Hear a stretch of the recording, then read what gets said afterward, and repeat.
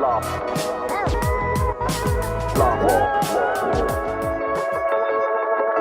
뉴욕은 원래 독해. 안녕하세요. 건축가 독해입니다. 안녕하세요. 오랜만에 찾아뵙습니다. 은자입니다. 의자입니다.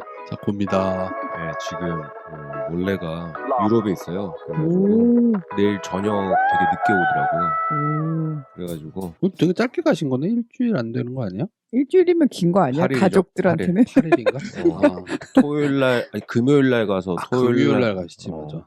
투표하고 가셨으니까. 네, 그러니까는 8일 정도 있어서 내일 오는 관계로. 인스타 보니까 엄청 좋은데 많이 가셨던데. 야, 아까 너무 기가 막혀가지고 한 3시인가 4시쯤에 에이. 일을 하고 있었는데 전화가 왔어요. 네. 그랬더니 갑자기 뜬금없이 거기 지진 났다며 그러는 거라서 대략 한 6시간 전쯤에 지진이 나서 참 일찍도 전화한다 내가 그랬거든. 즐길 거 다 즐기고 이제 짬이 나실 때 하셨겠죠. 이 사람이 전화기 충전을 잘 안 하는 스타일이거든. 배터리가 다 나갈 때까지 밖에 나갔다가 보니까 자기 충전을 안 해갖고 나간 거야. 그래서 밖에 나가서 전화기가 죽었는데 저 같이 간 일행들이 막 뉴욕 뉴저지에 지진 났다고 그러면서 전화를 막 했나 봐요. 네. 근데 자기는 이제 자기 전화가 없으니까 게다가 또 남편 전화번호 메모리를 못 하잖아. 그러니까 거기서 쇼코스를 해야 되는데 그래가지고 배터리가 죽었잖아. 그래가지고 전화를 못 했다고 그렇게 핑계를 대더라고. 상황은 뭔가 재난 상황인데요. 그러니까 진짜 심지어 우리 아들도 전화했었는데. 보통 재난 영화 오프닝에 보통 그래. 뭐 연락하려면 연락이 뭐가 안 돼. 그러니까. 그랬는데 뭐 그러고 그런 일이 있었네요 오늘. 아니 진짜 오전이었죠? 10시 경에. 10시 32분? 주방이 있는데 집이 막 스스 흔들리는 거예요. 옆에서 누가 드릴로 이렇게 땅 파는 것처럼. 그래가지고 순간 뭐지? 이랬는데 진짜 농담으로 지진 난 거 아니야? 이러고 밖에 무슨 뭐가 얼마나 큰 게 지나가길래 아니면은 왜 이번에 나무 쓰러지고 막 이래서 청소차들 왔다 갔다 하고 그거 하는 줄 알고 그래갖고 바로 밖에 나가는데 밖에는 또 고요해요. 근데 지진이 뭐 몇 초 안 있어가지고 다들 내가 잘못 느꼈나 이랬는데 이제 시간이 지날수록 사람들이 너도 느꼈니? 약간 이걸 공유하면서 그래서 뉴스 나도, 찾아보고 그래서 나도 그게 알았죠. 지진이었고 나만 느낀 게 아니었구나 그걸 알았지. 근데 서로 느꼈다고 했을 때 그 순간 되게 동질감 느끼면서 그래서 뭐 내일 뭐 주말 이렇게 녹음할 여유는 안 될 것 같고 거기다가 또 엘리도 없지 원래도 없지 하나둘씩 다 사라져. 그래서 어느 날 갑자기 나 혼자 녹음하고 있는 거 아니야? 그래가지고 우리 오랜만에 은자님을 초대를 해가지고 흔쾌히 또 시간이 된다고 와주셔가지고 같이 오늘 얘기를 하네요. 은자님은 리액션 담당이시죠? 네, 네. 리액션만 하면 된다고 해서 왔어요. 리액션 담당인데 리액션을 하려면 알코올이 많이 필요하다 그래가지고 지금 2병 싸왔잖아요. 보냉백에다가.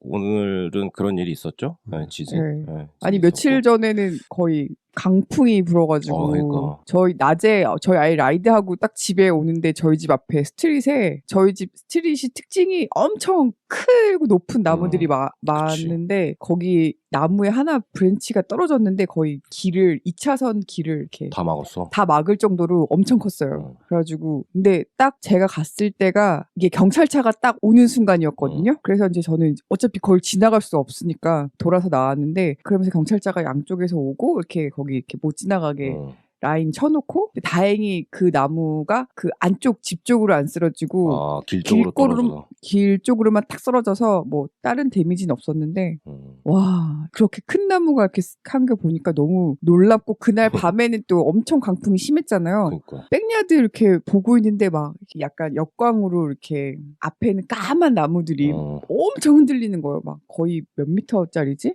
한 엄청 높죠. 엄청 높은 나무들이 막 위에가 막 휘청휘청 하는데 쟤 하나 쓰러지면 끝장이겠는 거예요. 그치. 너무 무서웠어요. 그런 생각 들지. 그날 비도 오고 막 그러는데 또 비 오는 날 내가 또 그러니까 요번 주 월화수 계속 비 오고 바람 불고 그랬잖아. 맞아요. 네. 근데 화요일 날 현장을 가가지고 비를 쫄딱 맞았어. 아 진짜요? 현장에서 비 맞을 일이 뭐가 있어. 근데 왜? 루프탑에서 뭘 해야 되는 게 있어가지고 밖에 나가야 되는 거였어. 그래서 어쩔 수 없이 비를 쫄딱 맞고 겁나 투덜투덜거리면서 집에 왔거든. 근데 그날 저녁에 앞에 이렇게 보는데 우리 길 건너편 저 앞집 네. 그 앞에가 집이 없잖아요. 그냥 옆 네, 야드잖아. 맞아. 근데 거기 네. 나무들이 큰 나무들이 있는데 큰 나무들이 맞아. 휘청휘청하면서 막 바람 소리가 맞아. 확 막 나는데 약간 무섭더라고. 아니, 그러니까 한국에 살 때는 사실 비 오고 태풍 오고 이게 그렇게까지 무섭진 않았거든요. 내가 조심하면 되니까. 근데 여기서는 이 자연재해가 그러니까. 너무 공포스럽게 다가와요. 집도 너무 허술해가지고 나무가 퉁 치면 이렇게 그러니까 작살나잖아. 집은 쪼개질 것 같고. 요 윗블럭에는 집 하나 반도막 반도막 이번에요? 요번에 아 진짜? 반도막이 났어. 나무가 그 앞에 진짜요? 몰랐어요. 그 집 앞에 있는 나무가 떨어져가지고 여기 같은 블럭 안에요? 요 우리 블럭에서 하나 두 블럭인가? 네, 두 블럭이. 아 진짜요? 네. 그런 일 거기도 길이 넓고 나무가 큰 나무들이 많은 스트릿이거든요. 네. 그 중에 하나가 그냥 뿌리채 이렇게 넘어졌더라고. 거기 위에 브랜치가 떨어진 게 아니고. 뉴저지가 그게 심하대요. 나무가 네. 뿌리채 넘어지는 게 심하대요. 그러니까 그렇구나. 토양이 되게 좋아서 뿌리가 깊이 깊게 못 내려서. 그러니까 건조하고 막 먹을 거 없는 이런 데 있잖아. 텍사스 이런 데는 뿌리를 겁나 깊이 뿌리는데 얘네들이 토양 자체가 비옥하니까 이렇게 옆으로만 이렇게 자란대요. 깊이 안 나라고. 근데 그렇게 집이 두동강 나면 어떡해요? 그 인슈런스로 커버 받아야죠. 보험료 다 내니까. 근데 또 보험료 아끼겠다고 자연재해 어쩌고 저쩌고 그거 체크 안 했으면 아무것도. 근데 자연재해가 1번으로 해야 되는 거 아니에요? 그렇죠. 그런데 어쨌든 그런 일이 있었죠. 며칠 사이에. 너무 무서워. 미들스쿨은 클로즈 했잖아요. 그래서 중학교는 나 몰랐어 오늘 아침에.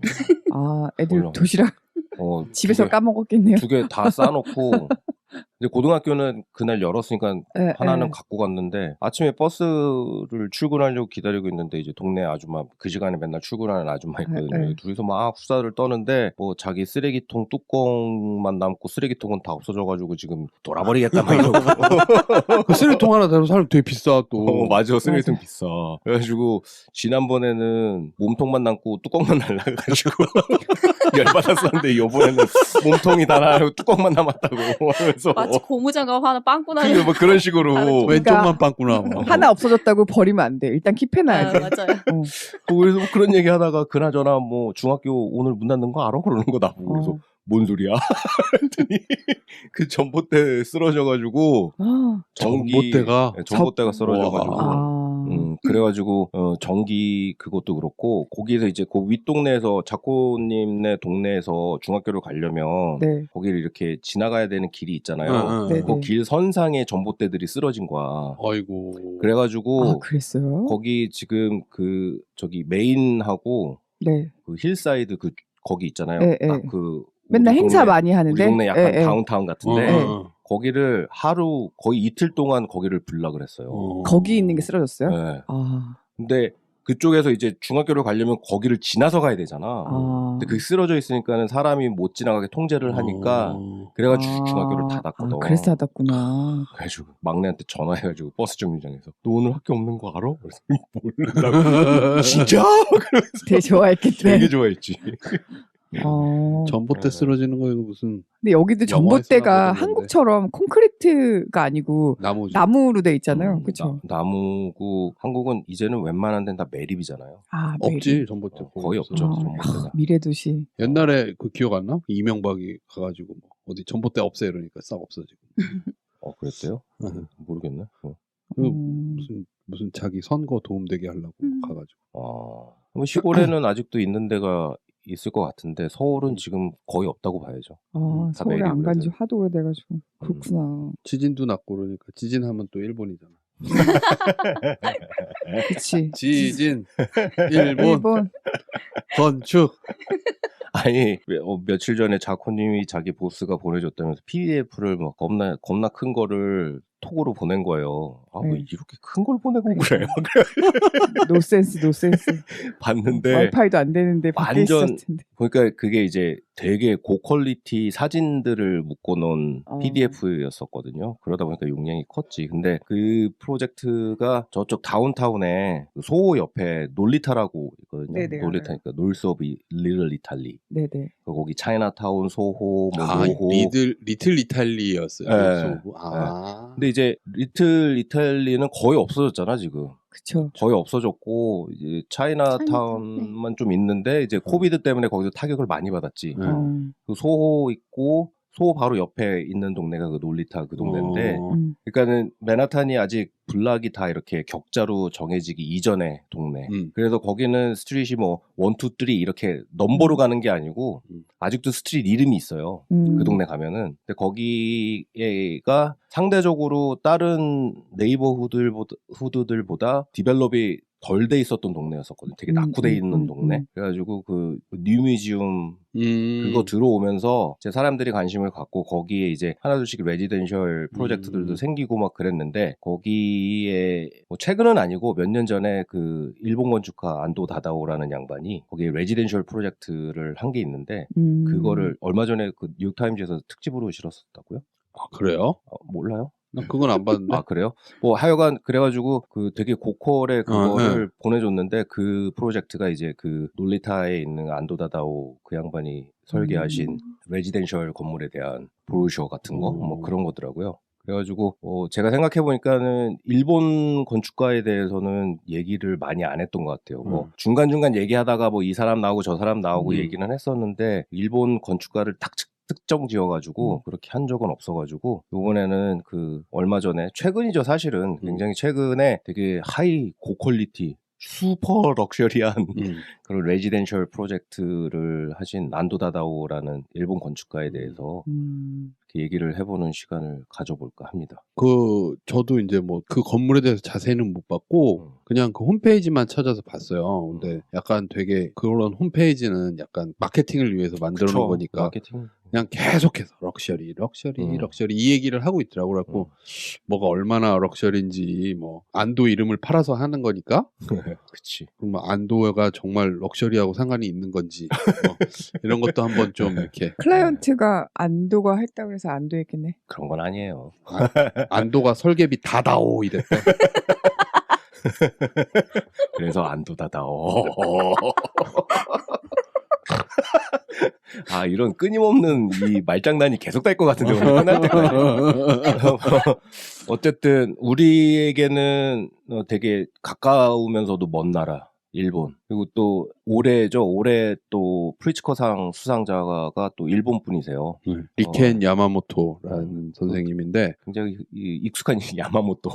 왠지 야마모토 왠지 친숙해. 한자로 쓰면 산본인가 그럴걸요? 그래요. 3번. 산이 야마인가? 아니다 전자인가? 하여간 뭐 그 리켄 야마모토 선생에 대해서는 요것이 끝나고 다음 차에서 또 닌겐 야마모토 리켄 야마모토.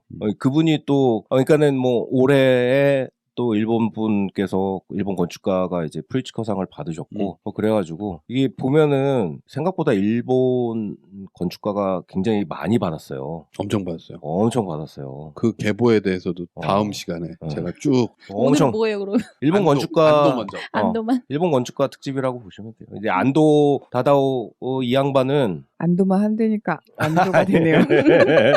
일단은 그러지 말고 안도 다다오 이분 얘기를 하기 전에 그 2006년, 2007년 그 리먼 브라더스 터지기 전에 맨하탄도 그렇고 뭐 전 지역에 그냥 레지던셜이 그냥 난리였잖아요. 그래서 그때 당시만 해도 레지던셜 프로젝트가 굉장히 많았고 맨하탄에는 그때까지만 해도 그러니까 건물을 허물고 지을 수 있는 땅들을 구할 수 있는 그런 시기였어요. 그러니까 이런 안도 다다오가 디자인한 이 건물, 이 레지던셜이 있는 그 동네를 제외하고는 그러니까는 하우스턴 스트리트 북쪽으로는 거의 뭐 지금은 땅을 찾아볼 수가 없거든. 그런 땅을. 근데 그때 당시만 해도 그렇게 레지던셜 프로젝트를 할 수 있는 땅들을 디벨로퍼들이 구할 수 있는 시기였었고 다 하잖아요. 막 디벨로퍼들이 다 레지던셜 디벨롭을 하잖아. 그때 네임밸류를 갖고 있는 아키텍을 데려다가 디자인을 시켜가지고 하는 게 어떻게 보면 그 마케팅 툴로 쓰이던 그런 시기가 있었거든요. 여전히 그거는 먹히죠. 왜냐면은 이제 레지던셜이라는 게 참 비싸잖아요. 맨하탄 아파트가 비싸잖아. 그만큼의 돈을 쓸 수 있는 사람들은 자기가 갖고 있는 게 그냥 후뚜루마뚜루 그냥 그 G샥 이런 시계가 아니고 나름 명품 같은 롤렉스나 뭐 지샥 지샥 좋아요. 서운하겠네. 지샥 서운하겠네. 아니 가격을 후뚜루마뚜루. 그러니까는 똑같은 기능은 하잖아. 네. 시계잖아. 네. 야광도 돼요. 시계인데 이게 그냥 그런 중저가의 시계를 사느냐 아니면은 내가 급이 있으니까 고급으로 갈 것이냐. 그 맨하탄의 아파트도 좀 그런 시장이 그쵸. 따로 형성이 돼 있거든요. 그러니까는 렌트도 있고 저가에 이렇게 싸게 살 수 있는 그런 콘도 아파트들도 있고 더 그보다 돈을 쓸 의지가 있는 사람들을 타겟으로 한 시장이 형성돼 있고 근데 그런 사람들한테 팔기 위해서는 그냥 비싼 재료만 갖다가 쓴다고 그래서 되는 게 아닌 거야. 뭔가 네임밸류가 필요해요. 뭔가가. 뭐 그래서 예를 들어서 예전에 제가 우리 사무실 근처에 있는 그 시커먼 박스로 돼 있는 통유리 건물 있잖아요. 뭐지? 그 있어요. 거기를 하는데 우리가 디자인하고 우리가 아키텍트 오브 레코드였거든. 우리 회사에서 한 시꺼먼 네, 동료리로 된 건물이에요. 네, 있어요. 네. 이야. 근데 그게 이제 실제로 레지덴셜 마켓에 가면은 우리 회사는 그냥 커머셜 아키텍처 하는 회사인 거야. 그러니까 뭔가 부틱한 그런 네임밸류가 없기 때문에 그래가지고 이 인테리어 디자인하는 사람이 약간 클래스가 있는 사람이었고 이 사람이 조지 알마니하고 콜라보한 프로젝트가 몇 개가 있었어요. 그래가지고 그거를 그 프로젝트에 맞게 커스터마이즈 해가지고 이렇게 해가지고 그걸 이제 마케팅으로 쓰는 거야. 그래서 까맣게 한 거야, 알마니로? 아니 그런 건 아니고 알마니가 아니다. 쏘리 알마니가 아니고 베르사체. 그래가지고 사체 그걸로 했었어요. 베르사체 왜 그거 있잖아. 그 메두사 대가리. 어. 그러니까는 거기에 가면은 도어 납이 메두사 대가리로 돼 있거나 뭐 이런 식으로. 그런 식으로 해가지고 그렇게 네임 밸류를 이렇게 해야 그렇게 해야 그 마켓에 있는 사람들이 단돈 $500,000, $1,000,000이라도 더 쓴다는 거지. 뭔가 베르사체는 한국에서 그 수다맨이 이것은 베르사체 바레가모 막 이것 때문에 그런 게 있었어. 이미지가 베르사체 이미지가 약간 그 한국의 깍두기 형들이 하고 다니는 이미지가 됐어. 뭐 그런 예도 있고 그리고 또 그 웨스트 하이웨이에 보면은 렌조 피아노가 아니고 그 장누벨이 했다는 레지덴셜도 네. 그것도 그때 당시에 지어진 그쵸. 거거든요. 그러니까 한참 레지덴셜 막 붐이 막 미친 듯이 막 그때 하이라인 따라서 이렇게 띵띵띵 그치. 장누벨 옆에는 프랭크 게리 옆에는 야시 뭐 무슨 서부에서 온 건축가 뭐 있어요. 닐 데나리 대머리? 그리고 뭐 하디드 뭐 이렇게 쭉 그렇지. 그거 따라 하이라인 따라서 아니 하이라인 가면은 그 안에 사는 사람들 너무 궁금하잖아요. 맨날 이렇게 막 봤는데 거기 딱 붙어서 이렇게 보이게 이렇게. 근데 이게 해가 지날수록 완전히 펜스를 안에 안 보이게 어떻게든 다 막아놨더라고요. 어떻게 보면 나는 거기 사는 사람들은 스트레스 받을 것 같아. 자기 사는 거 보여주고 싶은 그러니까, 사람들이 거기 사는 맞아. 느낌이었어. 거기 그 스탠다드 호텔도 있잖아요. 근데 그게 기본적으로 노출증과 간음증에 수요 공급이 맞는다고. 거기 레지던스 사는 사람도 기본적으로 장착을 하고 있을 것 같아. 그 마인드를. 그치. 그래서 하이라인은 10시 이후에 못 올라가잖아요. 아 그래요? 24시간 개방이 아니에요. 그렇구나. 네, 그거는 되게 계획적으로 그렇게 레지덴셜을 거기다 붙여놨기 때문에 그 이제 10시 이후에는 못 올라가죠. 하이라인은 프라이버시가 보장을 해줘야 되는 뭐 전체적인 계획 중에 하나였으니까. 근데 하디드 뭐 누구 뭐 이렇게 해가지고 굉장히 유명한 건축가들이 막 이렇게 레지덴셜 프로젝트를 많이 하고 그거를 그만큼의 돈을 쓸 의지가 있는 사람들에게 이 건물은 말이죠. 막 그러면서 누가 디자인하셨습니다. 막 이렇게 마케팅을 해가지고 파는 거잖아요. 근데 나는 개인적으로 그렇게 유명한 건축가들이 와가지고 그 사람들이 왜 그렇게 유명해졌는지를 생각해 보면 나 진짜 그거 궁금해요. 네. 왜 유명해졌는지를 생각해보면 그 사람 하면 딱 생각나는, 그러니까 특히나 뭐 건축을 공부한 사람들은 그 사람 하면은 아니면 그 그룹 하면은 생각나는 어떤 디자인 어프로치랄지 어떤 시그니처 디자인이랄지 뭐 이런 것들이 있잖아요. 근데 그런 것들이 제일 구현하기가 힘든 곳이 뉴욕인 것 같아요. 그러니까 그게 뭐 앞에서 오늘 이 얘기의 시작이 된 안도다다오의 이 레지덴셜 건물도 비싼 거 알겠어. 잘하고 디테일 좋은 건 알겠는데 내가 평소에 안도가 왜 대단한 건축가라고 생각하는지에 대한 그런 요소들은 거의 찾아볼 수가 없어요. 아 그래요? 그냥 통유리로 지은 거기에다가 뭐 한 3분의 1은 노출 콘크리트 쓰고 3분의 2는 글래스로 하고 사람들도 노출하고 해가지고 잘 지은 그냥 레지덴셜 건물인 거야. 그게 안도가 해가지고 보통 그러잖아요. 이런 유명한 건축가들이 하면은 가서 막 보고 싶어지고 네. 그것을 목적으로 해서 여행을 가기도 하고 막 그러잖아요. 근데 이거는 맨하탄에 굳이 안도 프로젝트를 보기 위해서 가야 된다라는 익스큐즈가 전혀 안 되는 그냥 레지덴셜 건물인 거야. 그러니까 뉴욕에다가 레지덴셜을 하는 유명 건축가들의 작품은 딱 그거예요. 미슐랭 5스타를 받은 셰프가 돈을 벌 목적으로 프랜차이즈 같은 거 무슨 햄버거 맞아요. 이게 뭐 고든 램지 햄버거 고든 가게. 램지 이름 붙은 햄버거 이런 거 네. 있잖아. 이런 식으로 물론 그 햄버거가 나쁘진 않은데 고든 램지의 맛과는 별로 상관이 없고 고든 램지가 맛보고 이쪽은 좋아요 이렇게 사인해 주는 거라는 느낌이라는 거죠. 좀 그런 느낌이 많이 들어요. 그나마 나는 가장 성공했다고 생각하는 유명한 건축가의 레지덴셜 뭐 아파트 이런 걸 꼽으라고 그러면은 굳이 뉴욕에서는 이제 웨스트 하이웨이 선상인 그 리차드 마이어라는 사람이 하신 그 양반이 하신 두 동의 레지덴셜 건물이 있어요. 그게 그나마 제일 그 사람이 평소에 쓰는 그 디자인 랭귀지가 있는 것 같고. 왜냐면 그분은 원래 시작부터가 토양이 여기잖아요. 그치. 이쪽에서. 네. 그리고 뭐 또 하나 그거는 실현되지는 않았는데 약간 역시 그러면서 기대되는데 했던 프로젝트는 이제 OMA 램크라스 그 양반이 레지덴셜 타워를 한 게 있었어요. 있었는데 실현은 안 됐어. 실현은 안 됐는데 역시 막 하는 생각이 딱 들었던 프로젝트가 있는데 역시나 실현이 안 됐어. 돈이 많이 들었나 보지. 그런 참 보면은 그 사람의 잘된 건축을 보고 싶고 그런 걸 경험해 보고 싶다고 그러면은 기껏해야 이제 프랭크 게리랑 나중에 레노를 한 거지만 그 프랭크 로이 라이트가 한 뭐 구겐하임 뮤지엄 정도 그 정도가 딱 이제 뭐 그렇게 느껴지는 거지. 안도가 있대. 자하디드가 있대. 이렇게 해가지고 그 사람의 건축을 딱 보면은 막 감동을 받고 그럴 정도는 아니다라는 거를 미리 말씀을 드리고요. 이게 뉴욕이라는 특수성이 있다 보니까 그러는 것 같아요. 이게 마켓의 디맨드와 자본의 힘과 이런 스타 건축가의 이름이 만나서 어떤 굉장히 파워풀한 마케팅 툴이 될 뿐이지 여기에 당신이 하고 싶은 모든 것을 해보시오 할 수 있는 창작의 장은 되지 못한다는 거죠.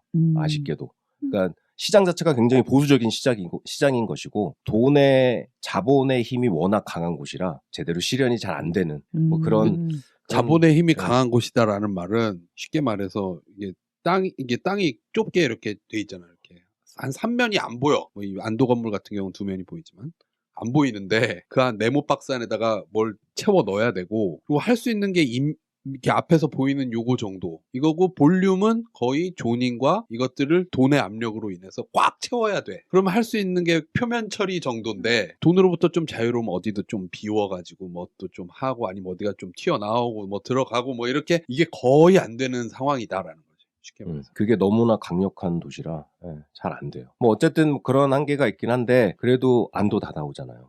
안도 다 나오니까.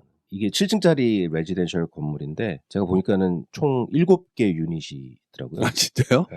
이야 럭셔리하네. 한 층에 한 가구예요? 그렇죠. 그러니까는 저층부 2층까지인가는 한 층에 두 유닛이 있고 두 유닛인데도 그게 한 300 스퀘어핏 되는 것 같아요. 그러니까 미국에서 아파트가 1200 스퀘어핏 넘어가면은 미니멈 2베드거든요. 네. 막 꾸겨 넣으면은 3베드까지 나오는데 여기는 그렇게 꾸겨 넣지는 않았고 그러니까 그 2베드룸 유닛이 한 층에 두 개가 있는 층이 있고 그 이제 좀 중층부 이상으로 올라가면은 한 층에 한 유닛 그리고 이제 고층부로 올라가면은 위에 층 3개 층인가가 펜트하우스로 한 유닛으로 묶여 있어요.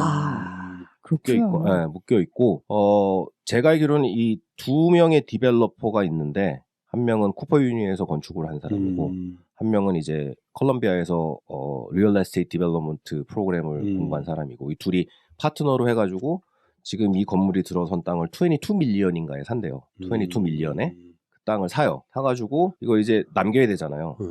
제일 싼 유닛이 5 밀리언에 시작해요. 얼마인지 감이 안 와요. 그러니까는 22를 썼는데 제일 싼 게 5다. 5에다가 그러면은 그런 제일 싼 게 2베드룸 유닛일 거 아니에요. 그 4개 있다고 치면 벌써 20 밀리언이잖아요. 일단 똔똔 됐네. 거의 똔똔 되는 거죠. 거기다가 이제 한 층에 있는 애들은 15 밀리언, 15 밀리언. 펜트하우스는 가격을 그 누구도 몰라요. 그러겠지. 그냥 지금 상황에서는 기분 내키는 대로. 누가 사는 거야? 그러니까 그건 나도 모르죠. 그러니까는 이게 적은 돈이 아니잖아요. 적은 돈이 아님에도 불구하고 그렇게 투자를 해서 하면은 남겨 먹는 거죠. 그렇게 남겨 먹는 거고 보통 펜트하우스쯤 되면은 아무리 유명한 건축가고 인테리어 디자이너라고 그래도 이제 펜트하우스 정도 어포드 할 수 있는 정도 되면 이사 들어와서 싹 벗겨내고 자기가 원하는 대로 다시 하는 경우들이 굉장히 많아요. 근데 아마 안도 다다오 선생께서는 그거를 못하게 해야 된다는 계약 조건으로 하지 않았을까 싶어요.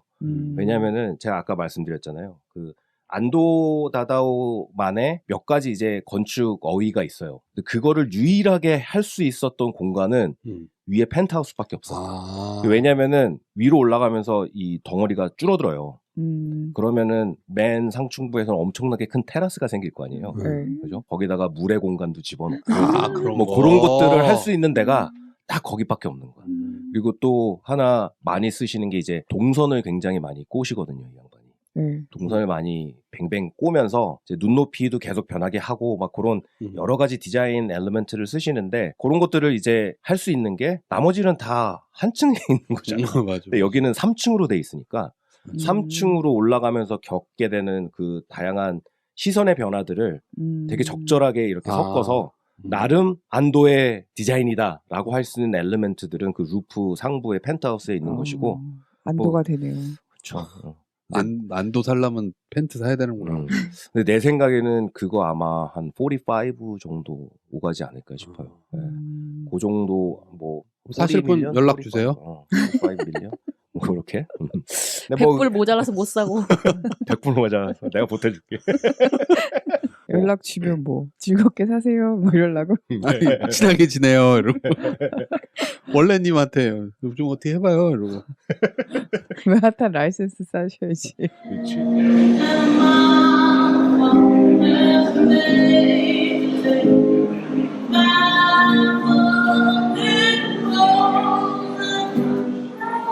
요 건물은 뭐 그런 요 레지덴셜 건물은 뭐 그런 넘버들을 가지고 있고요. 한국에서도 사실은 안도 다다오 선생의 작품들이 있어요. 몇 개 있어요. 그래가지고 원하시면은 관심 있으시면 서울에 있는지 모르겠네. 서울엔 없는 것 같아요. 서울에는 없는 것 같은데 지방에 가면은 원주하고 제주하고. 뭐 그렇게 있잖아요. 나 제주도 것만 하나 가봤는데. 나도. 원주에도 뮤지엄 하나 있어요. 산 속에 있는 거예요. 뮤지엄 산. 산 속에 있는 거. 그게 그 뮤지엄 산이구나. 네. 근데 그런 거를 보시고 나서 안도의 건축에 약간 반하셨거나 감동을 받으셔가지고 뉴욕에 왔어. 뉴욕에 왔더니 안도의 것이 있다. 가면은 개실망하실 겁니다. 안도를 하나 못해. 더 있어요. 하나 더 있어요. 하나 더 있어요? 무슨 하이라인 근처에 바에 그 지하에 들어가는 바 인테리어를 하나 했다고 그러더라고요. 그거 말고 그 펜트하우스 인테리어만 또 디자인한 게 있으세요. 그래요? 네, 그런 몇 개가 있기는 해요. 몇 개가 있기는 한데 그런 거를 어떤 그렇게 되게 볼드하고 명확했던 그런 거를 경험하셨던 분들은 그런 그치. 거를 여기 와서 느끼시기에는 조금 버겁다. 오히려 한국이 더 그런 거를 경험하시기에 안도의 디자인을 경험해 보시기에는 더 낫지가 않나. 일단은 이 양반은 이제 그 일본이 패전하기 전이죠. 41년생이시니까 올해로 83세? 84세 되시나요? 이제 곧 83세 되시죠? 연세가 꽤 되세요. 근데 그러니까는 이런 뭐 디자인이나 건축 이런 거에 관심 많으신 분들도 알고 있을 정도로 뭐 안도 다다오 하면은 엄청나게 그냥 셀럽이죠, 셀럽. 어떻게 생긴지 셀럽. 다 알잖아요. 대충 이렇게 떡머리. 하베르데 바이뎀 그 네. 1대 구가르마. 떡머리 뭐 하시고 뭐 아시다시피 그리고 많은 분들이 아시다시피 정식으로 건축 교육을 받은 적이 없었고 독학으로 건축을 배웠다고 그래요. 그리고 뭐 권투도 했다가 전직 복서였던. 네. 했다가 트럭도 몰다가 뭐 그러다가 사무실에서 말 안 들으면 건투를 맞는다. 그럴지도 몰라. 그래서 사무실이 잘 돌아간다. 팍팍 돌아가는. 근데 이 양반이 그 자기 이제 어쩌다가 건축을 하게 됐느냐고 뭐 이런 인터뷰 같은 걸 많이 했을 거 아니에요. 그러면 이제 그 자기 어렸을 때로 돌아가죠. 대부분의 그런 추억을 왜 계기가 뭐였냐라고 물어보면 어릴 적의 경험들을 대부분. 근데 이 양반도 마찬가지로 자기 어렸을 적의 경험으로 인해서 그 건축이라는 것이 무엇인지를 접하게 됐고 그 건축을 자기가 저런 직업을 하는 사람이 돼야겠다라는 생각을 했다는 거예요. 막연하게. 근데 뭐 그때 당시에 이 양반이 41년생인데 어렸을 때면은 뭐 50년대 중반 뭐 그랬을 거 아니에요. 그때 뭐 건축가라는 직업이 동양에는 뭐 그게 많지 않은 직업이었었고 그쵸. 뭐 이렇게 부유한 집에서 태어나신 양반이 아니었기 때문에 건축가에게 뭐 주택을 의뢰하거나 이래서 건축가를 만났던 건 아니었고 가난한 가정사가 좀 있는데 그 가정사에 이제 할머니한테 자라면서 그 할머니 그러니까 할머니 집에서 자라면서 그 할머니가 되게 뭐 가난하게 사셨는데 그 집을 이제 2층으로 올리는 되게 중요한 이 양반 패밀리의 이벤트였던 거죠. 그러면서 이제 목수를 만나게 돼요. 거기서 일하시는 2층을 올리는 그 목수하시는 분을 만나게 되는데 그 목수가 이렇게 자기가 이렇게 뭐 이렇게 똑딱똑딱 해서 막 만드는 것도 너무 신기한데 너무 바빠가지고 몰두해가지고 점심도 거르면서 그걸 막 하더라는 거야. 그래서 야 저런 직업을 나도 가져야겠다라는 막연한 생각을 하고 이제 그게 이제 나중에 건축가가 되는 그게 되는 거죠. 이 양반이 이제 고등학교 때 우연치 않게 이제 오사카 출신이니까 동경으로 이제 그 수학여행 같은 걸 가게 돼요. 도쿄로. 도쿄에 가가지고 그 임페리얼 호텔을 보게 되는 거죠. 또 거기서 네. 다시 등장하네요. 여기서 다시 등장한 프랭크 로이드 라이트 이 양반이 설계하셨던 뭐 지금은 이제 증축하면서 없어졌지만 그때 당시에 이제 고등학교 시절에 안도 다다오께서는 이 서양의 건축을 보고 되게 많은 충격을 받았던 거야. 자기가 어렸을 적에 봤던 할머니 집 2층 올리는 거는 나무 가지고 막 깎고 막 대패질하고 망치질하고 막 이렇게 했는데 이거 미국에서 온 건축가가 한 거래 막 유명해 막 수학여행을 갔더니만 자기가 알고 있던 일본의 건축과는 전혀 다른 건축이더라는 거야. 그거를 캐치한 것도 대단한 거죠, 사실은. 그치. 네. 거기 수학여행 가면 어디 건물 볼 시간이 없어요. 애들이랑 어디 술 먹을 수 있나. 짱 박혀서 술 마시고. 어디 여자 그거 하고 있고. 나무 뒤에서 담배 피고 이러면서 뭐 그랬을 텐데 그걸 캐치를 하고 그러고서는 이 사람이 누군지를 꼭 만나봐야겠다라는 마음을 먹었다는 거예요. 막연하게. 그래서 이제 그러고 고등학교를 졸업하고 돈도 없고 공부도 그렇게 잘하지 못했고 그래서 남들 그러면 이제 엘리트 코스라고들 쉽게들 얘기를 하잖아요. 그래서 그런 엘리트 코스를 밟아서 건축가를 갈 수 있는 상황이 못 돼서 권투 선수, 그다음에 공사판에서 일도 하고 트럭도 운전하고 막 그러면서 이제 돈을 모아요. 이 고등학교 시절부터 이제 서양 건축에 대해서 관심이 있었으니까 여기저기 돈 주고 살 돈은 없고 서점에 가가지고 외국 책들을 이렇게 보게 되는 거죠. 그러면서 이제 건축과와 관련된 그런 책들을 찾으면서 거기에서 이제 독학으로 이제 르꼬르비지에라는 사람이 있다라는 걸 알게 되고 미스 반데로에라는 건축가가 있다라는 걸 알게 되고 그래서 이제 그렇게 차곡차곡 돈을 모아서 그걸 가슴에 품고 있다가 내가 이 사람에게 가서 공부를 내가 제자가 돼야겠다. 그러고서 이제 프랑스로 르꼬르비지에를 만나러 갑니다. 60몇 년도에. 야, 대단하다. 그 힘들게 일해서 모은 돈을 가지고 갔는데 이미 사망. 한 달 전에 심장마비로 돌아가셨대네? 그래가지고 LA씨 그래가지고 그렇게 했던 계획은 이루지 못하고 그러면서 이제 유럽 여행을 다니면서 유럽에 있는 서양의 건축들을 접하게 되는 거죠. 그러면서 왜 뭐 이제 작가님이 이제 시간이 되고 뭐 그러면 나중에 뒤편에 가면 이제 동양 건축, 서양 건축 뭐가 어떻게 다르고 왜 어떤 게 좋고 어떤 게 나쁘고 그런 거보다는 차이가 뭔지에 대해서 설명을 할 텐데 동양 건축은 우리가 알잖아요. 한옥.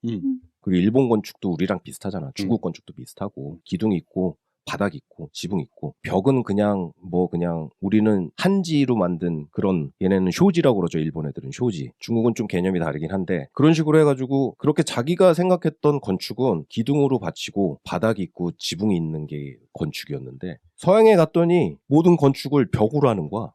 거기에 너무 큰 이런 세상이 있구나를 그러니까 임페리얼 호텔을 보고 느꼈던 거를 가서 보니까는 이 사람만 하는 게 아니고 전부 다 그런 걸 하고 있었구나를 겪게 되는 거죠. 그러고서 이제 일본에 돌아와서 이 양반이 유럽에 돌아다니면서 이제 르꼬르비지의 책들도 막 사고 막 해가지고 이제 일본에 돌아오게 돼요. 그래가지고 일본에 돌아오자마자 이제 거의 동시에 자기 내가 이걸 보고 이런 건축을 내가 해야겠구나 하고선 자기 이제 설계사무소를 차리게 돼요. 그렇게 해가지고 이제 건축가로서의 인생이 시작이 되거든요.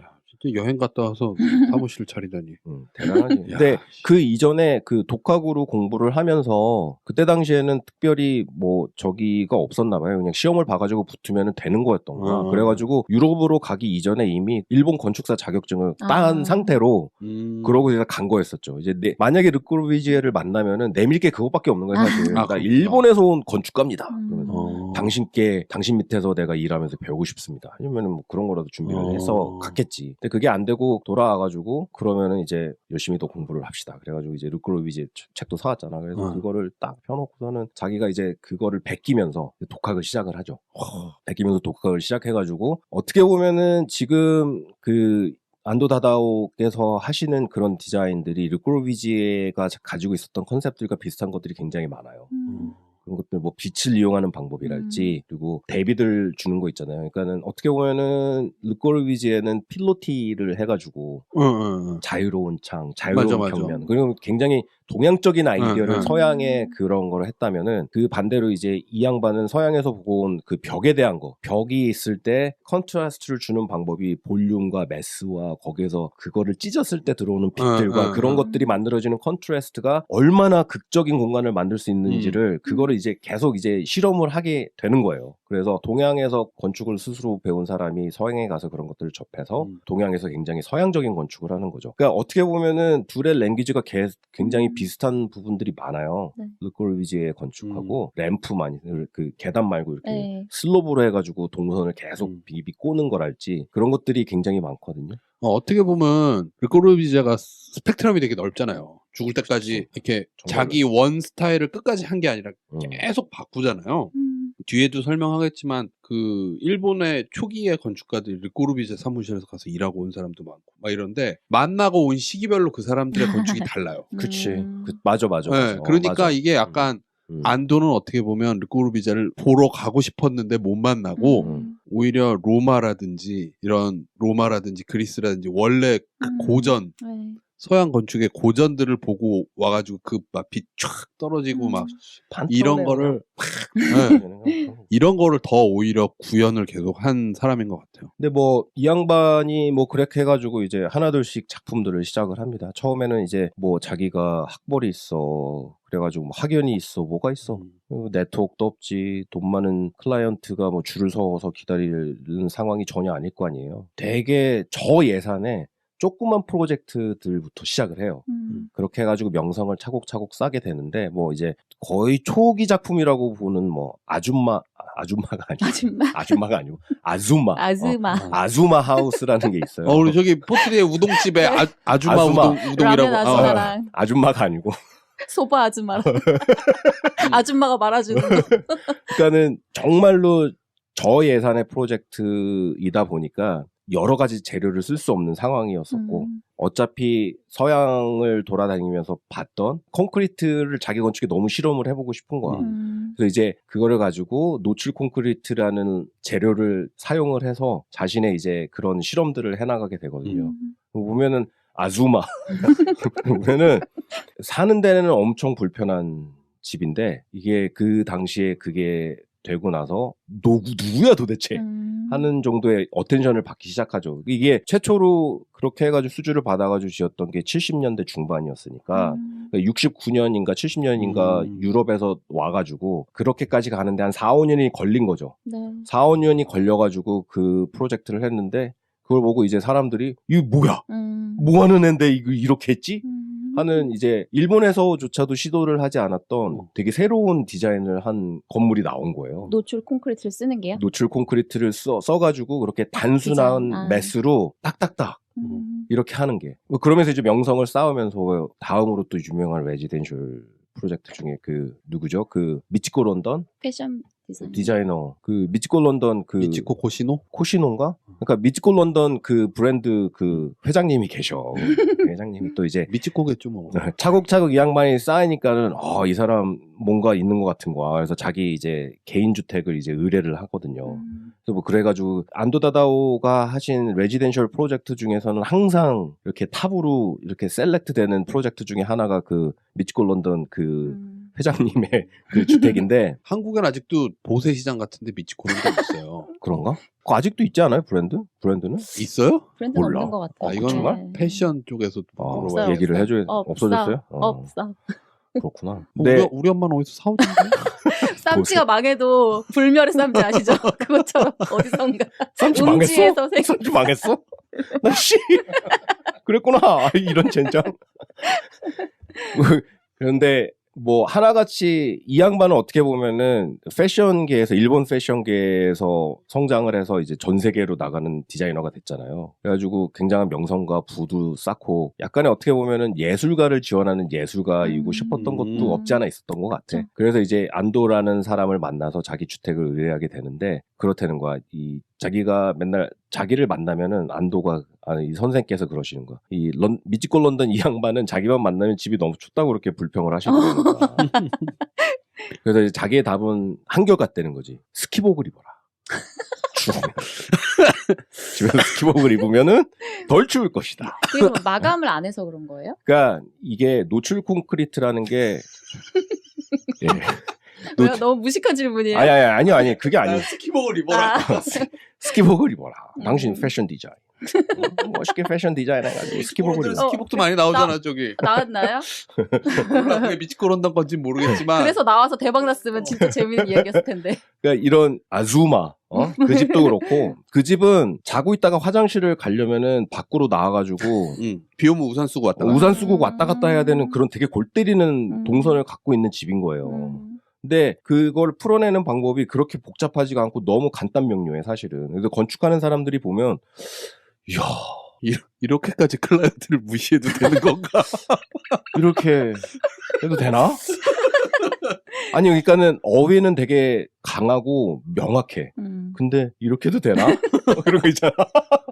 이러면 안 될 것 같은데. 근데 했어, 그거를. 그러니까는 그런 것들이 쌓여서 뭐 사는 건 불편하지만 그러니까 어느 건축가나 정말로 그런 프라이빗 레지던스는 이런 불편한 점들이 다 있어요, 사실. 다 있어. 한도는 법도 무시해.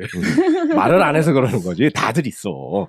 근데 이 노출 콘크리트가 그러니까 이게 또 일본 전통 건축이랑 또 좀 이어지는데 우리나라랑 일본이 조금 기후가 달라요. 그러니까는 기후가 다르다는 게 물론 홈카이도처럼 막 눈이 겁나게 오는 데도 있고 저기 어디죠? 남쪽에 그 전지훈련 많이 가는데 축구 선수들 축구로 또 연결이 돼. 축구 선수들 그 전지훈련 많이 가는 그 맞아요. 남쪽도 있고 이렇게 따뜻한 그런 뭐 이런데. 그런데 예전부터 도시라는 것이 만들어졌던 곳은 사람이 살기 좋기 때문에 사람들이 모여서 도시가 생긴 거잖아요. 그래서 거기에서 지어지는 전통 건축들은 그런 그 기후의 장점들을 최대한 기후의 장점을 최대한 이용을 해가지고 만든 집들이거든요. 네. 그러니까는 우리나라는 사계절이 너무 뚜렷해. 어딜 가나. 그러니까는 단열에도 신경을 써야 되고 뭐 그런 것들이 좀 있거든요. 근데 일본은 이렇게 도시가 형성됐던 곳들에 살고 있는 곳은 섬나라다 보니까 상대적으로 이 1년의 기온 차이가 그렇게 심하지가 않아요. 사람이 모여서 살았던. 저기 뭐 홋카이도나 뭐 이런 데는 당연히 눈 많이 오고 거기 어떻게 살아 사람이 못 살지. 근데 사람이 원래 없었던 데고 거기는 사람들이 모여서 살았던 뭐 오사카니 도쿄니 이런 데들은 연평균이 우리나라처럼 막 이렇게 들쭉날쭉하지 않기 때문에 그러다 보니까 단열에 덜 신경 써도 되는 거야. 상대적으로. 그래서 전통 건축도 보면 우리나라는 그 지붕 그거 지으려면은 막 보호한 다음에 뭐 석가래 깔고 막 거기다가 개판 깔고 막 진흙 칠해가지고 기와 올리고 엄청 무겁거든. 근데 일본 지붕은 안 무거워도 돼. 왜냐면은 기후가 그러니까. 그러니까는 이 단열에 대한 이 마인드 자체가 굉장히 얇아요. 왜 단열을 해야 되지? 이런 거야. 근데 이 콘크리트가 쉽게 말하면 인조로 만든 돌이잖아요. 햇볕에 두면은 해가 져도 되게 뜨거워. 그죠? 굉장히 오랜 시간 뜨겁고 겨울에도 밖에 이렇게 오래 있으면은 한없이 차가워. 따뜻해지려면 겁나 오래 걸려. 그러니까 이게 한마디로 그 더멀 매스인 거야. 더멀 매스. 그렇네요. 네. 그러다 보니까는 이걸 단열을 안 하면은 밖이 추우면은 안은 더 추워. 왜냐면은 햇빛도 안 들어와. 햇빛도 안 들어와. 그 전날 날씨도 추웠을 거 아니야. 그러면 얘가 차가워. 어느 정도 따뜻해져야 되는데 얘가 더멀 매스잖아. 따뜻해질 생각을 안 해. 근데 그 다음날 되니까 또 춥네? 그러니까 안이 더 추워. 그러니까는 실제로 살려면은 굉장히 힘들어요. 그렇겠네요. 네. 냉난방이 제대로 안 돼서. 네. 그러니까 그런 컴플레인이 많지. 그리고 이 양반이 지금은 거의 60년이 넘도록 노출 콘크리트를 계속 하신 거잖아. 그럼 노출 콘크리트의 장인이 되셨겠지. 근데 초창기에 노출 콘크리트들은 이 양반도 계속 트라이얼 에러를 하고 있는 상황이기 때문에 누수 문제가 굉장히 많아요. 누수 문제가 많고 이게 일본이 기본적으로 바닷바람이잖아. 염분이 많아. 그러면은 이게 백화 현상이 겁나 빨리 일어나요. 그럼 막 이게 허옇게 그런 것들을 이제 초창기의 건물들은 그런 그 하자라고 그러죠. 하자가 생겨가지고 보수를 해야 되고 뭐 그런 문제점들이 많은 건물임에도 불구하고 지금 한 60몇 년 하셨으니까 장인이 되셨지. 장인이 되셨고 왜 우리나라도 이게 그러다가 이제 명성이 쌓이고 그러셔가지고 95년에 드디어 이제 프리츠커상을 수상을 하십니다, 이 양반이. 95년이면 제가 대학교 2학년 때예요. 대학교 2학년 때면은 막 건축을 생판 건축가가 뭐 하는지도 모르고 대학을 들어왔다가 이제 막 약간 때 벗었어. 2학년 됐어. 됐는데 일본에 있는 건축가가 프리츠커상을 받았다는 거야. 도대체 어떤 사람인데? 그러면 이제 책장사가 와가지고 책을 쫙 판단 말이야. 이런 게 있고 말이야. 너네 일본에 있는 이런 건축가가 있는데 요번에 프리츠커상 받은 거 알아? 모르겠는데요. 아, 그럼 책 사야지. 그러면 이제 잘하시네. 뭔지 모르고. 그것도 모르고 막 그냥 선생들도 몰라 뭐. 잘 몰라. 그때 잘 몰랐어. 책 아저씨가 더 잘 알아. 더 잘 알아. 뭐 가우디만 아는 거 아니야? 진짜 책 파는 아저씨가 더 잘 알아. 그래가지고 막 엘크로키에서 막 특별 막 이렇게 해가지고 안도다다오 막 책이 나오고 그 일본이 의외로 건축 잡지가 전통이 오래된 잡지사들이 몇 개가 있어요. 뭐 신건축, 그다음에 또 건축 뭐 GA 이런 거 아니에요? 디테일만 나오는. GA는 디테일 막. 그러니까 그렇게 되게 오랫동안 그런 건축 잡지 문화가 있었던 나라였기 때문에 그거를 불법 번역해서 우리나라에서 만들어서 팔았어. 쉽게 말하면은 그러니까 어디서 칼라 복사를 해가지고 그거를 한국에 들여와가지고 재본을 해서 파는 거야. 뭐 그런 식으로 일본말로 돼 있는 그런 책도 막 있었고 그래서 와 이게 듣도 보도 못한 거를 동양에 있는 사람이 막 하는 걸 보니까는 너무 신기한 거지. 근데 지금 와서 생각해 보면은 그래가지고 그게 한동안 또 한국에서 유행을 했었어요.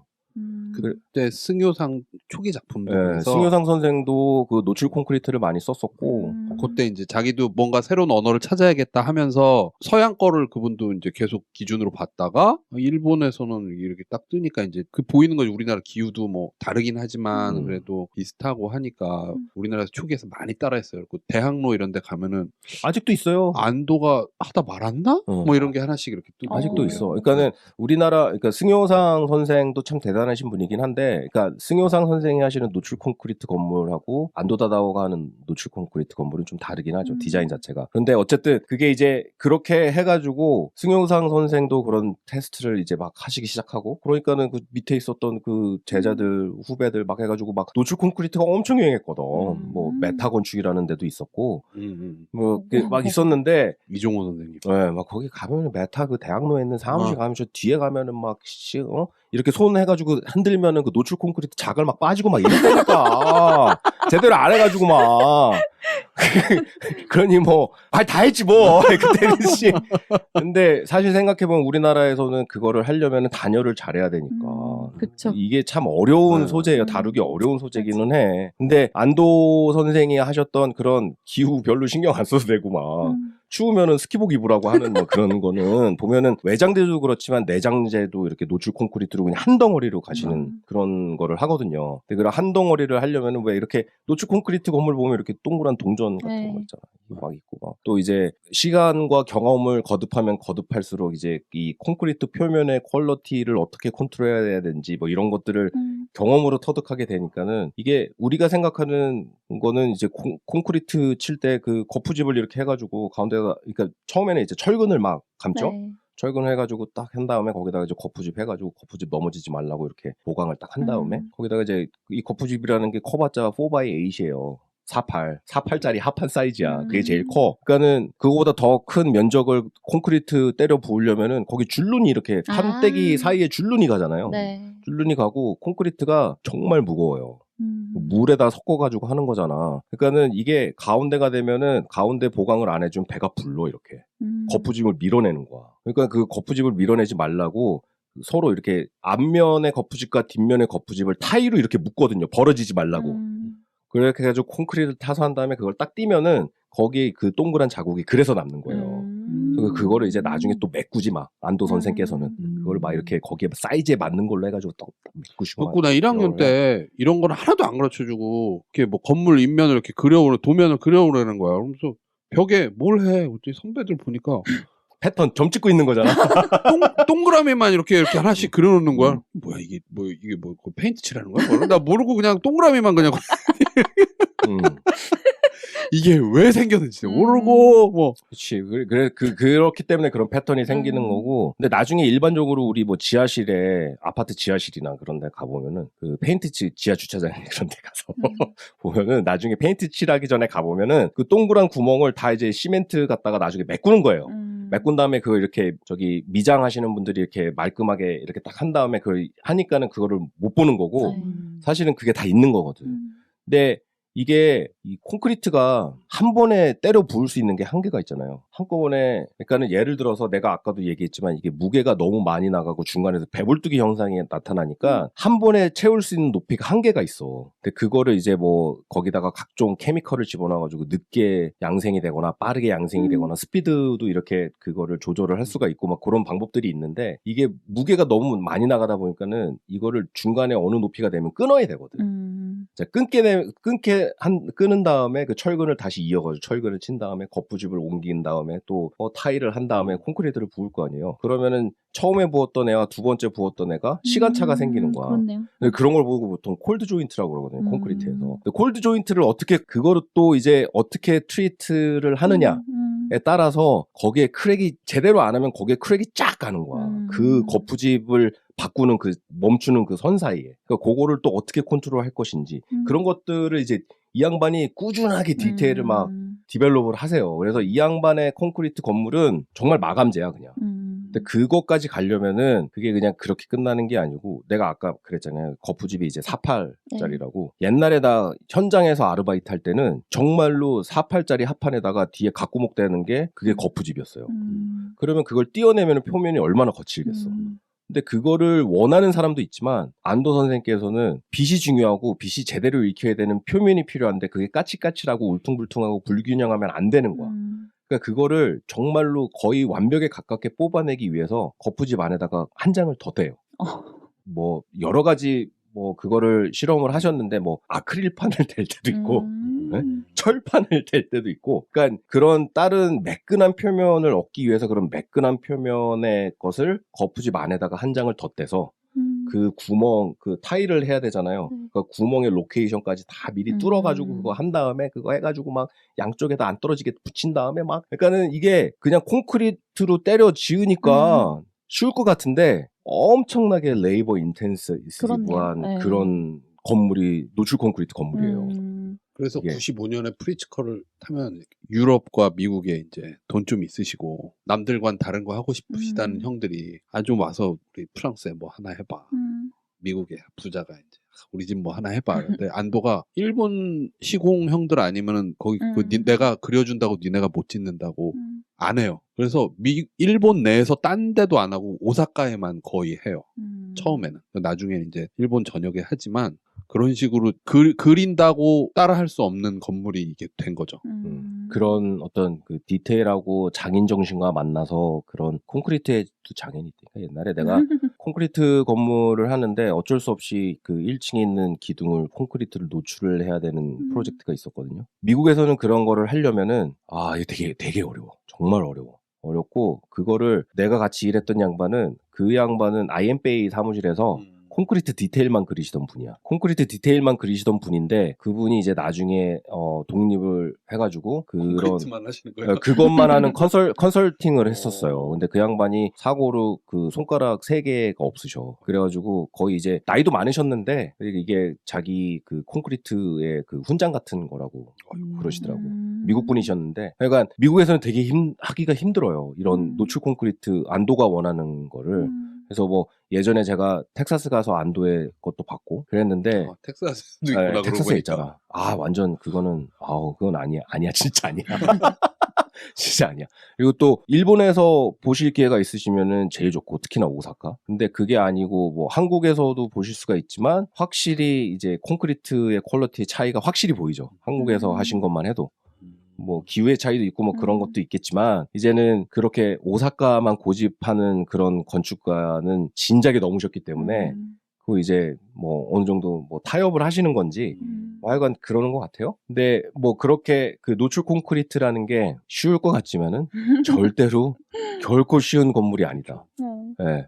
그게 콘크리트가 각을 뭐 90도를 꺾는다거나 아니면은 다른 뭐 높이가 달라진다거나 뭐 이렇게 됐을 경우에 그 조인트들을 어떻게 컨트롤하고 내가 어떻게 보여줄 건지 아니면 어떻게 안 보여줄 건지 이거는 디테일로 그려서 그거를 거푸집 치는 애들이 이해를 해야 왜냐면은 거푸집은 여태껏 전통적인 건축에서는 거푸집은 그냥 안 보이는 데에 쓰는 콘크리트에 쓰는 거잖아요.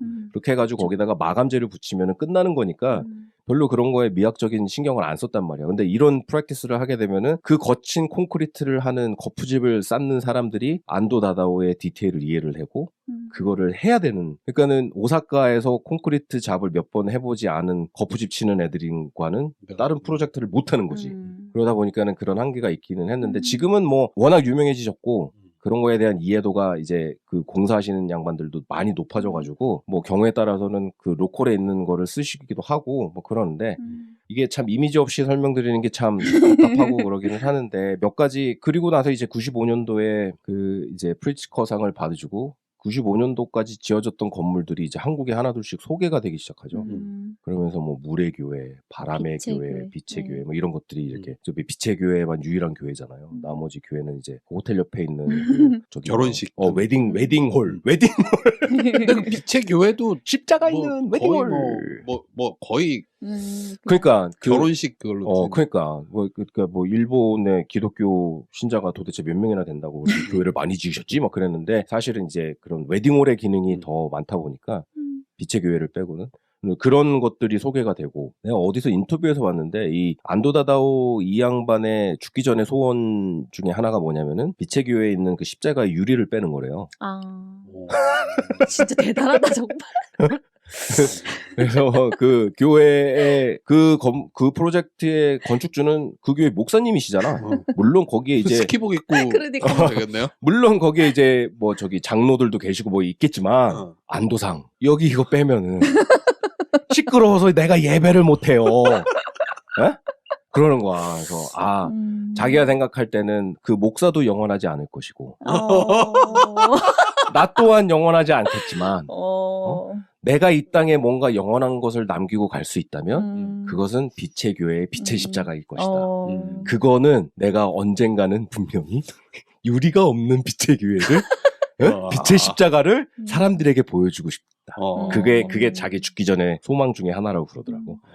하여간 그런 어떻게 보면은 기괴하다고 할 수도 있는 그런 것들. 저는 이제 그 대학원 때 일본 선생님이 계셨어요. 한국에서. 그러니까 그분은 일본에서 공부를 하시고 대학원을 말도 안 되게 한국으로 와가지고 한국에서 티칭을 하셨구나. 그러니까 대학원을 여기서 배우고 돌아가서 일본에서 티칭을 하시다가 이제 한국에서 유학 왔을 때 친구였던 사람이 교수가 되니까 일본에 야 너 요즘 뭐하니? 뭐상 뭐 하나 그러니까 뭐 나 요즘 어디 골수야 그러니까 야 여기 와 한국 와서 좀 가르쳐 그래갖고 여기 뭐 와서 이제 하신 거예요. 근데 한국을 너무 좋아해요. 약간 또 일본에 보면 한국 좋아하는 한국의 그 바들 있잖아요. 그런 케이스인데 어쨌건 그분이랑 여행을 가가지고 오사카에 가서 안도 건물들을 봤어요. 초기 건물들을. 초기 건물들이 대부분 프라이빗한 주택이나 조금만 프로젝트 뭐 이런 거잖아요. 그러니까 잡지에도 안 나오고 난 아직도 내가 뭘 봤는지 몰라. 그리고 들어가면 불법이야. 남의 집인데. 들어가면 주거 침입아니야. 그리고 그 사람은 얼마나 그런 놈들이 많이 왔겠어. 그치. 그랬겠지. 그 근처 가잖아요? 이미 카메라를 든 저 새끼 건축가다 싶은 애들 이렇게 어슬렁 다니고 있어. 기회를 보면서 어떻게든 뭐 이렇게 문 살짝 열었을 때 어떻게 들어가 보고 뭐 이러려고. 정말 거기 사는 사람한테는 진짜 그치. 나쁜 짓이죠. 하지만 저도 했다는 거. 그리고 뭐 내가 그렇게 안도 좋아하지도 않았는데 그때는 왠지 안 하면 손해보는 것 같고 그랬고 쓱 들어가 봤어요. 근데 그 짧은 순간에 이렇게 확 느끼고 나온 게 뭐냐면 여기서 사람이 어떻게 살지? 1번 스키복 입어야 되나? 이게 모든 공간이 다 엄청 깊어요. 좁고 그러니까 이거 소방법에 안 될 것 같은데 폭 있죠. 그리고 그 깊은 데를 쑥 들어가야지 뭐가 있어. 그래서 방범 아닌 방범이 잘 되는 게 거길 끝까지 다 갈 수가 없어요. 그냥 고기만 싹 보고 나오는 수준이고. 그래서 그 아줌마 집인가 그 아즈마 하우스도 아줌마 말고 아즈마 말도 안 되게 그게 됐던 게 제가 알기로는 땅 폭이 엄청 좁아서 좁았지. 뭐가 이렇게 계단이 뭐 이렇게 충분히 안 나오고 이래서 그냥 이 방에서 나와서 건너서 그 다른 방으로 가야 되는 시스템이었던 걸로 기억을 하거든요. 제가 봤던 데도 양쪽 건물 폭이 엄청 좁은 폭 사이에 그냥 집어넣은 거예요. 그래서 엄청 깊이 들어가고 그런 식으로 그냥 근데 외부에 자연광은 또 들어와야 돼. 그러니까 위를 다 뚫어놓는 거죠. 그러니까 사는 사람은 불편하건 말건. 약간. 그리고 또 하나는 물과 같은 그런 자연에 대한 집착이 되게 강하신데 오사카에 이런 그 천 같은 거 있잖아요. 개천 같은 거. 그럼 한국도 왜 그거 개천 옆에 이렇게 그 공구리나 돌로 해가지고 이렇게 쭉 강둑을 만들어 놓잖아요. 그러면 물이 이렇게 한 그 10cm 정도 이렇게 밑에가 그냥 찰랑찰랑하게 흐르는 그건데 그게 위에 댐이 있어서 그 수위를 조절할 수 있는 그런 이제 스트림이에요. 개천. 근데 그걸 딱 보시고 그러면은 그 동네에는 어떤 기준이 있을 거 아니에요. 홍수가 나면 안 되니까 물이 이걸로 조절을 하지만 그 개천 높이보다 건물을 밑으로 지면 안 되잖아요. 그렇죠. 그러면 그 위에로 이제 닫히는데 딱 보고 저 물이 찰랑찰랑 흘러가는 거 하고 딱 같은 높이로 그 건물의 바닥이 있었으면 좋겠는 거야. 건축법에 안 되잖아. 물 위에서 자고 싶었구나. 그러니까 그 카페인가 뭐 이런 프로그램이었거든요. 수맥이 흐르는 집이요? 그치. 100%. 그래갖고 자기가 그린 그 도면의 그 단면에 그 테라스에 손님이 앉아서 딱 그 하는 거에 레벨이 딱 같이 물이 흘러야 되는 거야. 그 도면을 들고 오사카 시청에 찾아가가지고 그 공무원을 설득을 해요. 내가 안 돈대. 니네가 이 기준을 나한테 맞춰. 이래가지고 효부를 본 게 뭐냐면 비가 와서 물이 넘치면 그 주인이 거기를 치우고 거기 안 쓰기로 하고 그 물 흐르는 물 높이에 맞춰서 그 건물 바닥을 해가지고 거기는 물이 만약에 넘쳐도 오케이 되도록 설계를 하고 맞춰가지고 그냥 그래서 그 천변을 걷다 보면 그 건물들이 다 그 위에 있는데 걔만 밑으로 쏙 내려가 있어 이렇게. 근데 안도는 자기가 만든 집에 사나? 그건 모르겠네요. 자기의 집도 이렇게 자기가 설계한 그런. 하여간 그런 고집 엄청 시고 약간 그러신 분이 다. 뭐 빛의 교회 절 같은 것도 하나 있었다고. 그리고 뭐 바람의 교회 이렇게 되게 이름도 그렇고 되게 시적이잖아요. 이 양반의 건축을 이해를 하기 위해서는 이게 동선을 어떻게 꽈가지고 꺾어서 들어가고 그 다음에 이제 자연을 어떻게 차용을 해가지고 자기 건물의 배경으로 쓰는지 뭐 이런 것들을 이해를 하면은 그런 레이어들을 읽어보기가 되게 좀 이렇게 이런 의도로 이렇게 해가지고 정말 명확하게 읽히는 사람이거든요. 근데 실제로 살기에는 좀 그런 게 있고 그게 제가 그러니까는 뭐 일본 건축을 뭐 제가 학교 다닐 당시에 이렇게 제대로 이해를 하고 우리에게 가르쳐준 선생님들도 없었고 뭐 심지어는 전통 건축을 가르쳐주는 선생도 없는데 어떻게 일본 건축을 가르치는 선생님들이 있었겠어요. 근데 항상 이게 풀리지 않고 궁금했던 게 이게 아니 되게 멀지만 가까운 이 나라에서 이렇게 많은 사람의 건축가들이 프리처커상이라는 걸 도대체 받는 이유가 뭘까? 그 중에 이 안도 다다오라는 사람은 어떤 포지셔닝을 하고 있는 건가? 되게 그러니까 건축하는 사람으로서는 그게 되게 궁금하거든요. 근데 그런 거를 이해를 하려다 보면 어쩔 수 없이 일본 전통 건축에 대한 이해가 필요하고, 그다음에 그것과 한국 건축이 어떻게 다른지를 이해할 필요가 있고, 아니 비슷한 문화적인 배경을 갖고 있는데 일본은 그렇게 많이 나오고.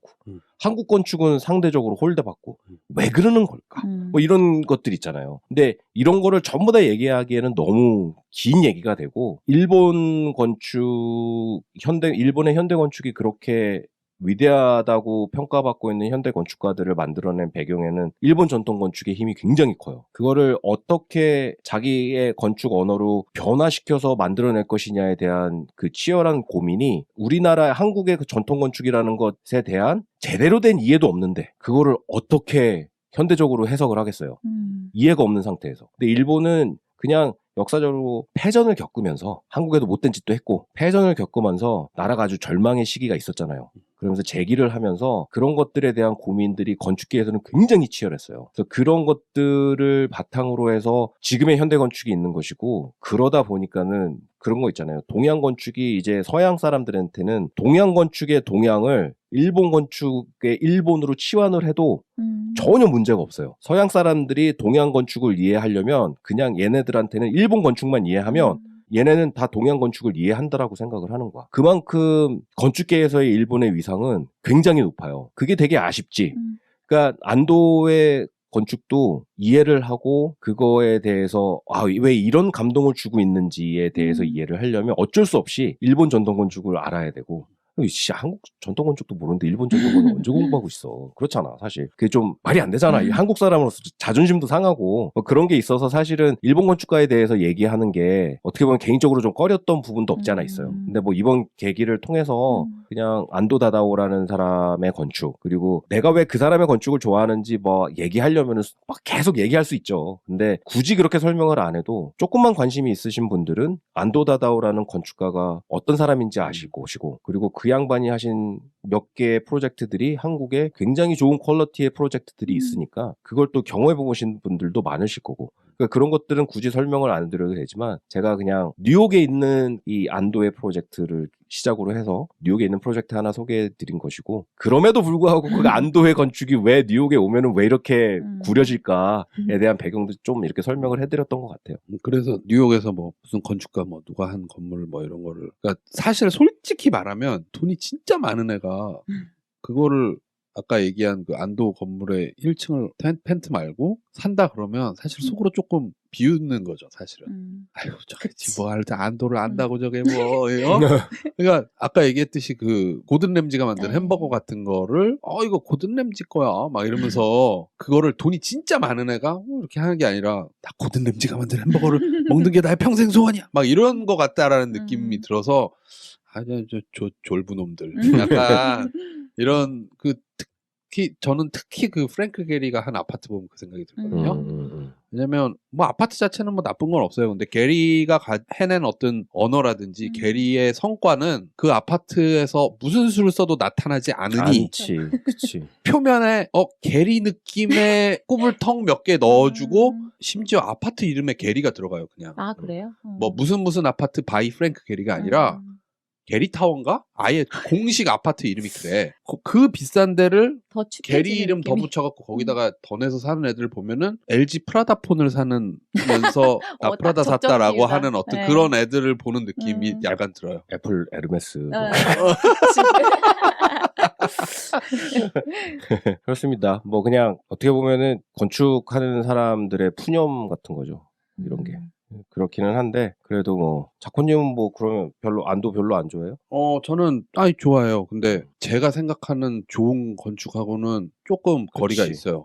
그래서 그런데 그러니까 나와 다르다고 이게 저희가 아니라 이 사람은 이걸 이렇게까지 생각하는구나 싶은 존경하는 지점들이 있잖아요. 직접 가서 봤을 때도 그렇고 심지어 제주도에 한 것도 제주도에 그 이렇게 언덕 위에 이렇게 있는 거죠. 그때 가본 기억이 나는데 이것이 안도다까지는 아니지만 안도가 그러니까 오히려 뉴욕에 있는 아파트는 안도가 사람들이 안도에 대해서 높게 사는 부분들을 그렇게 많이 구현 안 했는데 제주도에 있는 건 오히려 그래도 안도 공부하고 간 사람들은 이거 안도 그건데 할 만한 것들이 있어요. 왜냐면 그 르꼬르비제가 건축적 산책 이래가지고 집에서 먹고 자고 뭐 사는 것보다 걔는 이렇게 걸어 올라가서 이렇게 올라가서 막 집안에서 이렇게 돌아다니는 것도 중요시하거든요. 뭐 건강 건축인가? 건강 건축이요? 뭐 만보 건축인가? 그래갖고 중요한 거는 그렇게 다 가서 그 최종 지점에 내가 그려놓은 빵꾸를 딱 바라보면서 여기를 딱 봤을 때 아름답다라는 거를 건축가가 상상한 대로 사는 사람이 느껴줘야 돼. 그래서 안도도 그걸 그대로 하거든요. 그래서 안도가 시키는 대로 해야 돼. 그냥 이상한 거 하지 말고. 그리고 안도가 이렇게 걸으라고 한 걸로 이렇게 되어 있어요. 그냥. 그래서 그거 따라서 쭉 걸으면 눈높이와 다르게 옆에 창에 빵꾸가 뽕 뚫려 있어요. 그거 어떻게 시공했는지 좀 신기하긴 해요. 근데 그러니까 그런 눈높이에 따라서 뭐가 어떻게 보이는가, 그러니까 내 몸을 돌아볼 수 있게 하는 건축이에요. 그러니까 그 사람이 어떻게 반응하고 걸을 때 어떤 느낌이 나고 어떤 소리가 들리고 이런 거를 쭉 그래도 1차원적으로는 한 번은 해놨기 때문에 그런 거를 느끼고 싶으신 분들은 제주도에 있는 안도 건물, 이름도 까먹었는데. 나 알아. 유민 미술관. 네. 유민. 옛날에 유민 건희 친구 이름이랑 똑같아요. 그래가지고 기억해 내가. 그 일본 사람인데 한국에서 있던 탤런트도 있잖아요. 유민 보조개. 아 그렇네요. 아 그래? 아니, 나는 그 사람 모르겠는데. 맞아. 그래서 그렇게 보시면 될 것 같고 하여간 뉴욕에 있는 안도는 꽝이다. 꽝이라고 할 것까지는 아니고 좀 좋은 건물이에요. 확실히 좋은 건물. 그런 레지던셜 건물에서 작가의 철학이 담기가 쉽지 않은 것 같아요. 그러니까 그러려면 이제 펜트하우스 네. 사라 이거지. 그렇지 여기도. 그러려면은 펜트하우스 안도의 물의 공간을 보고 싶으세요? 펜트하우스 이런 거지. 일본 건축가가 이 미국 와가지고 한 것 중에 정말 잘했다고 하는 건 저는 그레이스 팜 정도밖에 없어요. 그레이스 팜. 네. 여기 그 똑같은 그 사나가 한 거 뉴뮤지엄도 그렇게 좋은지 모르겠고 그것도 얘기가 많죠. 뮤지엄 그것도 여러 가지 또 얘기가 있긴 한데 어쨌든 오늘은 그래서 반강제로 우리가 안도 다다오 일본 건축가에 대해서 얘기를 해봤고요. 저 사실 안도 다다오 굉장히 좋아해요. 안도 다다오가 실용적이지 않은 건축을 하는 건축쟁이의 그 멋부림의 끝장을 보여주는 약간 건축가 건축가 그 멋부림을 끝장으로 보여주고 있는 건축가가 아닌가 싶어서 그런 부분이 굉장히 부럽기도 하고 그렇죠. 어쨌든 뭐 안도 다다오에 대한 건축에 대해서 얘기를 좀 해봤고요. 그다음 자코님은 무슨 얘기를 할 건가요? 저는 안도가 사실은 일본 건축계에서는 왕따예요. 따지. 네. 정식교육. 네. 근데 밖에서 제일 유명한 건 안도잖아요. 그래서 그러면 이 사람이 왕따라고만 들었지. 그러면 원래 메인스트림은 어떤가? 저는 원래 메이저주의자잖아요. 그 일본 건축의 메인스트림의 입장에서 올해 프리츠커상을 탄 리켄 야마모토 선생의 건축물을 약간 좀 보는 거를 다음 시간에 하겠습니다. 예. 그러면은 건축 독해를 1, 2, 3, 4 계속 가네 그냥 계속 좋아요. 계속 그냥 쭉쭉 가. 쭉 가 그냥. 아이고 은자 힘들겠다. 재밌어요. 그러면은 다른 에피소드를 가지고 돌아오도록 하겠습니다. 저는 지금까지 건축가는 독했고요. 은자였습니다. 되었습니다. 고맙습니다. 예, 감사합니다.